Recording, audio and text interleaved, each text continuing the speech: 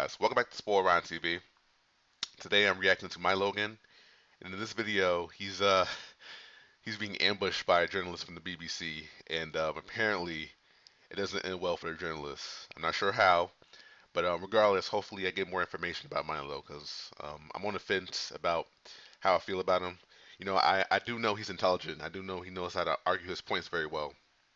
He's not afraid to say anything. He's truly not afraid to say anything. That's probably why he got a job. He's not afraid to be politically incorrect. So that's probably why he rose to fame so quickly. So yeah, I'm gonna start this from the beginning. Thank you guys so much for watching. Says no. Okay.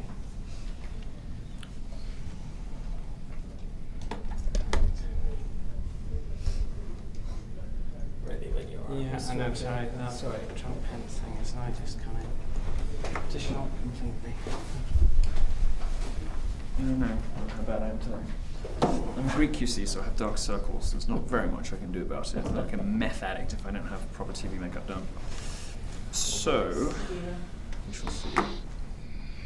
I can't see them if it's any. I don't trust you as far as I can fucking throw you. Trust the cameraman. Don't worry about. No, I don't trust any of you. BBC, give me a break. Okay. Okay. Go ahead. Thank you. You speed? Yes, I am a speed. Milo, just give me some voice level, would you, first of all? Please? My name is Milo. I'm senior editor for Breitbart News. I'm here at UC Irvine. That's lovely. Thank you Yeah, very we're much. recording. You're happy. Working with professionals, you see. Milo, can you just tell me first of all, what in your view is behind the support for Donald Trump in this election? What is driving support for Mr. Trump principally? Well, it's a number of things. First of all, nobody's really talked about the one thing American voters care about the most, which is immigration. He was the first one to open that discussion up. He's the only person with a good position on it. Second of all is trade, globalism, globalization, sort of unaccountable bureaucratic elites that people have finally worked out actually don't run things very well, whether it's the Olympics, the EU, the UN, or anything else. And third, particularly that animates my supporters, is political correctness and free speech. We talk about free speech in very abstract, loose terms in Europe. Nobody really cares about it that much because we don't really have it. In America, they do care about it. The First Amendment is extremely important. Actually, it's the fundamental underpinning of American civilization.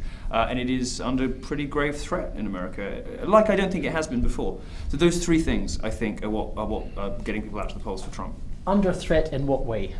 Well, there are all sorts of risks to free speech in America, whether they're coming from the progressive left, feminism, Black Lives Matter, on college campuses, the safe space and trigger warning culture.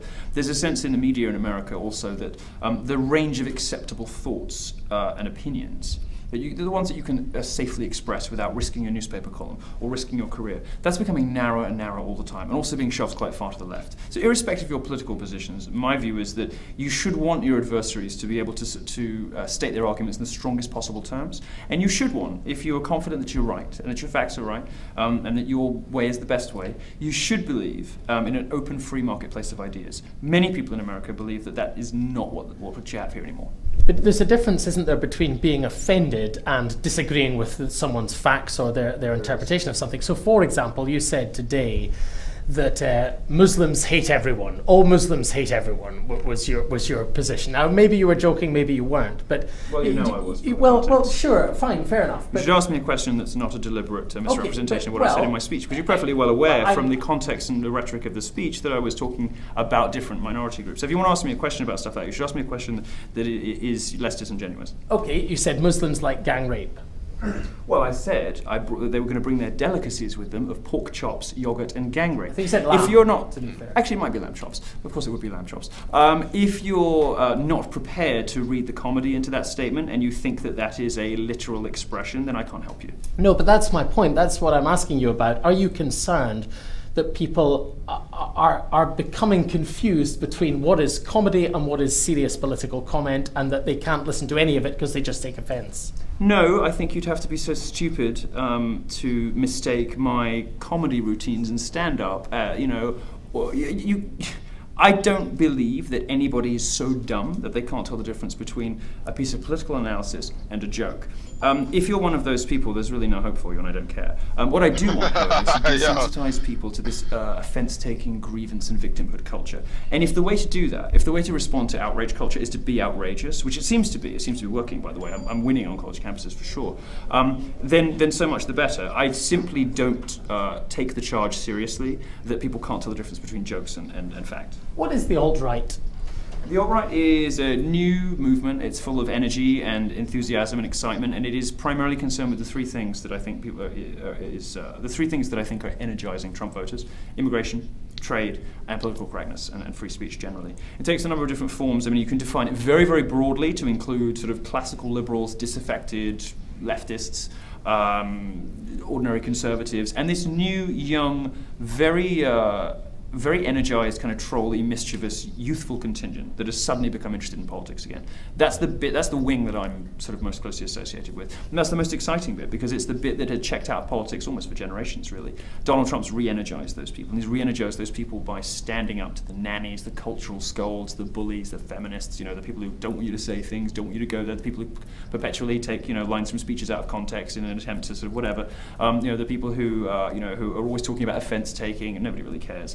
And that's the bit of the movement I really like. And that's the bit of movement that is sort of unstoppable, really. And irrespective of what happens in this elections, that's the bit of the movement that will win. So let me ask you in your own words, because you accuse people of putting words into your mouth or taking things out of context or not recognizing humor when it's there. What is your view on Islam? As a gay man, I'm very comfortable with Donald Trump's statements, although he made a few different statements with varying degrees of firmness on this subject. I'd be very comfortable with a halt on Muslim immigration. I would wish that had happened in London.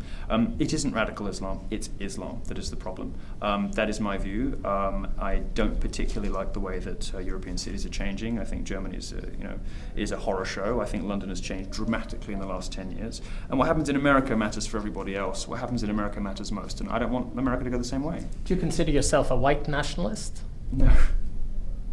Isn't that what some people would think of when they hear of you don't like the changing face of places like London? No, I'm talking about culture, not race. Muslims coming in. No, I'm talking about culture, not race, and it's typical of someone like the BBC to try to conflate the two, because I'm what they want to asking you do, a question. well, what they want to do is to suggest that if you're proud of your country and the ideals on which your country is founded, that somehow makes you a racist. It doesn't.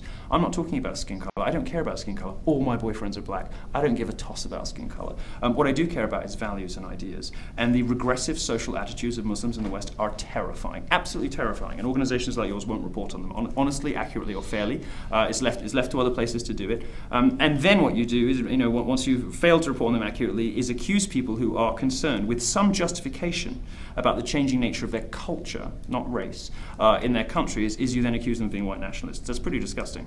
Let me be clear, I'm not accusing you of anything. I'm just asking. If I was a white nationalist, it's one of those It's a charges question, sort not of an accusation. Would you ask anyone that? Would you just go Sure, randomly ask anyone? Hi, madam, I've never met you before. Are you a white nationalist? No, you don't do that. Well, you're doing it because you want to suggest that there is something nefarious about my belief system. You're doing it because you want to associate my admiration for American ideals, my admiration for what happens in America, and saying that matters everywhere else: freedom, democracy, property, capital. You want to sort of associate that with race. I never did that. You did that, and then ask me whether I'm a white supremacist, asking if I think white people are better than others. I said nationalist rather than supremacist, and you can no more read my mind than I can read yours. Let me ask you what you think about feminism. You can read it enough to accuse me of it, or to ask me whether I'm a white supremacist. It's absolutely absurd. I think it drives the sexes apart. I think, by the way, women agree with me. Fewer than 1 in 5 women in America describes themselves as feminists, and the number in England is just 7%, because feminists on the one hand say, oh, it's all just about equality, but what they do is quite different. And when women see the nasty, lesbianic, misandrist, hateful feminist movement, they run a mile from it. And everybody's running from it. The only people who are still feminists are journalists. Are you in favour of gender equality? Of course. Any sensible person is. But What's I'm not the difference between that and feminism in your view? Well, feminism preaches gender gender equality, but it practices misandry. It practices man-hating, and it spreads conspiracy theories and lies. If you tell a woman that everything that's wrong in her life, everything that's ever happened to her that's bad, all of the awful things are the fault of some man somewhere, or some mythical, mystical conspiracy theory force called the patriarchy, you're robbing that woman of the ability to better herself. You're robbing her of the ability to take control of her own life, to pass the exam she didn't pass, instead of saying, oh, the marking criteria is sexist. You know, to take control and to be something. That feminism these days describes itself one way, but acts totally differently. And women agree with me. They've all seen it. Isn't there a parallel between talking about the patriarchy in the way that you've just described it there, and some people talking about the establishment as a kind of all evil, all disastrous kind of concept? Yeah, it's a fair point. Certainly, I think though that on the one hand, you know, patriarchy is a conspiracy theory dreamed up in social science departments and universities. The establishment is a very well understood nexus of government, big business, and and various other organs of civil and national society. I don't think anybody really denies that there is a revolving door between, let's say, government and big business. That, you know, different bits of this this thing kind of support each other. The way academia supports the media, supports the entertainment industry. When people talk about the establishment as a sort of scary, looming presence, I think they're right. When they talk about the patriarchy, I think it's a conspiracy theory. I know you have to go. I'd like to ask you one more question, if I may. You're going to call me a sexist, a racist? What are you going to ask me now? Simply asking you questions, and this last question is, what do you think will happen in the United States if Donald Trump loses this election to the this movement that has been energized by his candidacy? We're constantly told by the media that this will die with Trump. Couldn't be less true. One of the ways you know that is it started a long time before Trump showed up. Trump capitalized on it. He didn't invent it. And this large slice of the American population, which could be anywhere between 20 and 50%, who don't like globalism, who don't like political correctness, who do want stronger borders, who aren't happy with the trade arrangements, who are fans of various bits of the Trump agenda. Those people are not going anywhere. In fact, with Hillary Clinton in the White House, they're going to be hugely energized. They're going to be angry, they're going to be louder than ever, and they're going to start winning converts from her side who get disillusioned with her. I would say probably 30% of the audience, everywhere I go, is what I would call disaffected liberals. People who don't like their own side, who wonder how their own side went so crazy, and who will come up to me, you know, afterwards and say, you know what, I don't really agree with you on anything, but it's very important for me to be here. Those are the people that are going to start voting Republican next time around, and it is going to probably, you know, I mean, who knows, right? But there is no way that just because Trump wins or doesn't win, either way, that this movement, this huge nationalist, populist uprising against the nannies, against the globalists, against all of the, you know, massed ranks of the global elites, there's no way it's going anywhere, irrespective of what happens in the election.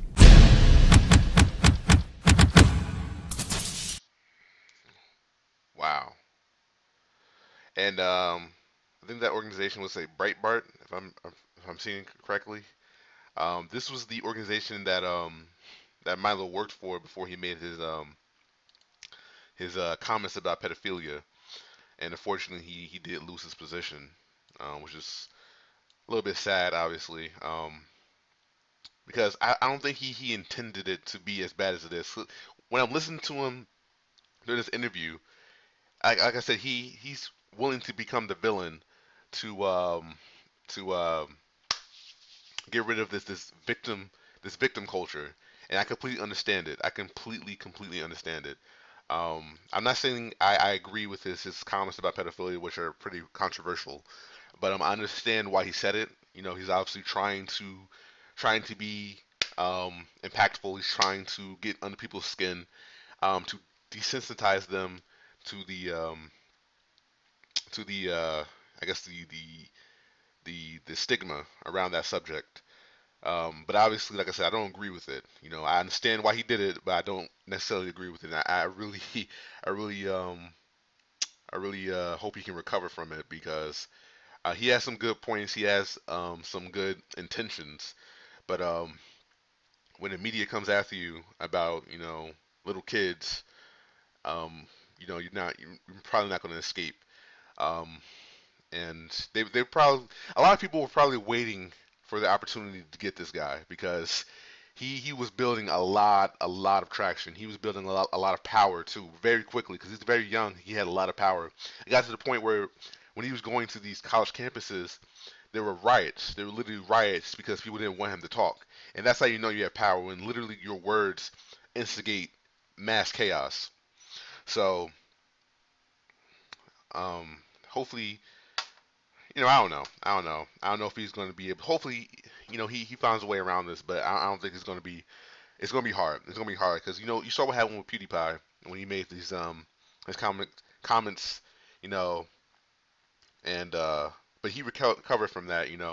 He had these two um fivers from another country put death to all Jews on like a billboard and just dance with it in their hands, and he got in a lot of trouble from that. He lost his sponsorships with Disney and all that stuff. He lost like I think his videos were like demonetized for a while. They're demonetized again now, but I think he was able to survive it because he's PewDiePie. He's literally, no, it's not like even a question. He's literally the most popular YouTuber in the world. So, with the most subscribers. So I think he was able to recover from that because he's so popular and he has so much support. But Milo doesn't have that same support. At least I don't think he does. So it's going to be a little bit harder for him. But we'll see what happens. Let me know in the comments what you guys think. Let me know in the comments if you're glad that he fell from grace, or you're glad that Milo has fallen, or if you think that or you don't disagree, or you disagree with the way that the media is treating him, and you want him to rise back to his original position. Um, or do you believe that people are just taking it too far? It's all to you guys. Um, but it's definitely gonna be a little bit harder for him. I just want to make that very clear. But we'll see what happens. So thank you guys so much for watching. Yeah, I'll see you guys in the next one. All right, peace.